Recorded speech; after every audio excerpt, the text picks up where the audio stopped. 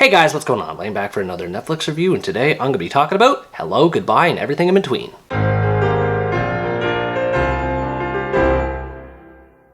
Hello, Goodbye, and Everything in Between is an American romantic comedy drama based on the novel of the same name, and tells the story of Claire and Aiden, a pair of high school graduates who meet during their senior year and hit things off. Within hours after meeting, they agree to establish a pact to be a couple until they leave for college and go their separate ways. Over the next 11 months, the pair take part in a variety of activities and enjoy their relationship together, leading up to the day before they move out. The two take part in one final epic date as they retrace the steps of their relationship and ask themselves if they'll continue being a couple or break up and move on. My patience for wanting to see a quality teen/young adult oriented romance was already wearing thin, and this movie doesn't help. Its generic characters are only barely supported by a weakly implemented premise in a story that is otherwise completely forgettable. Claire doesn't have much of a background or personality behind her beyond being an average high school student. Her only distinguishing trait is her wanting to be a lawyer so that she can help people, but it's never explained what kind of lawyer she wants to be or even how she wants to help others as one. She's also revealed as someone who moved around a lot as a child. This does play more of a role for her character as far as being someone focused on the future, so she is somewhat confident in this sense, but it never really factors that much into the story in the long run. Her romantic counterpart Aiden is slightly less generic compared to Claire, but not by a whole lot.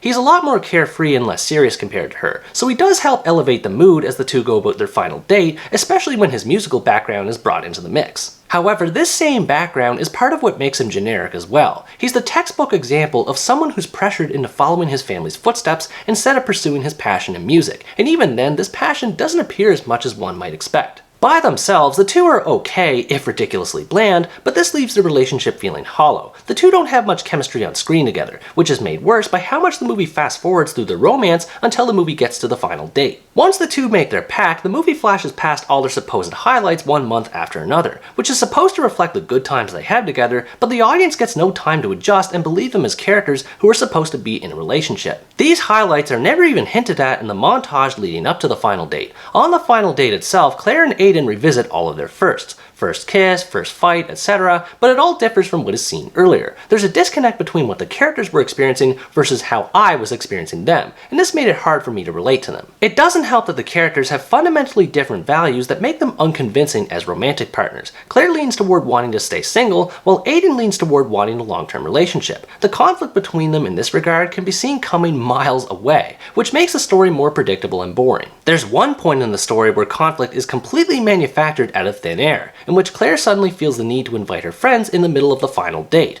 The reasoning behind it is unwarranted, and it all feels incredibly forced in how it plays out. The movie's main gimmick revolves around the title itself, using hello and goodbye to indicate the bookends of the relationship and the in-between as the space where all the highs and lows are portrayed. This was one of the few parts of the movie that I actually thought was somewhat well done. This is mostly because it adds more variety to the story beyond the two just walking and talking all the time. It shows things like wakeboarding, hockey contests, and the two just being carefree and having fun together. It represents their transition from youth to adulthood in an accurate way, and the scenarios they take part in are pretty fun to watch. This being said, there's a point in the movie where it seems to forget about the in-between section and it just goes off the rails. It abruptly shifts to the pair and their friends engaging in different activities during the final date, which is fine to an extent, but to have it just completely take over the in-between and not have any more trips down memory lane was jarring to say the least. Most of the movie's lack of direction can be blamed on its annoying supporting characters, Stella and Scotty. These two have no purpose to the plot, serving only as distractions to pull focus away from its one enjoyable aspect and are absolutely lousy as comic relief. Stella is especially awful due to her being a token gay character whose sexuality is never explored in any meaningful way. It's thrown into the movie just for the sake of having it in, and it's forgotten about once Stella starts to become involved with the woman she's interested in. It's a waste of time that further distracts from the main story at hand. Aside from the squandered potential of the in-between, one other thing that ruined the romance for me was the amount of witty dialogue exchanged between the characters. I'm not opposed to banter, but it feels like every line that comes out of their mouths is laced with sarcasm, which became more irritating the longer Claire and Aiden avoided having serious conversations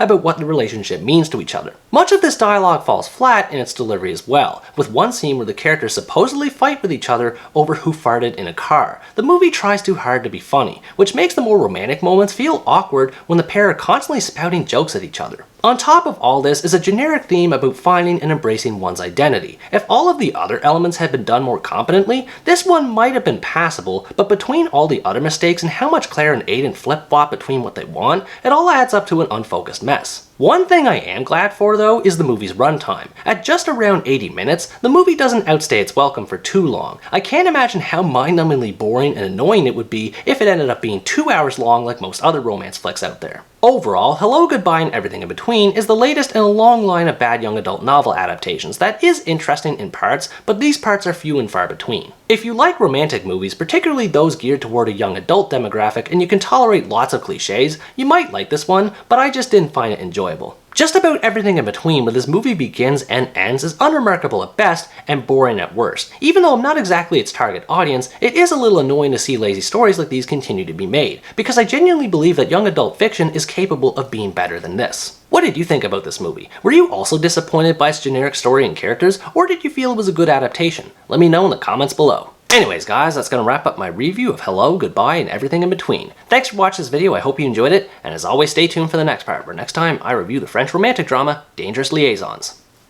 Bye bye!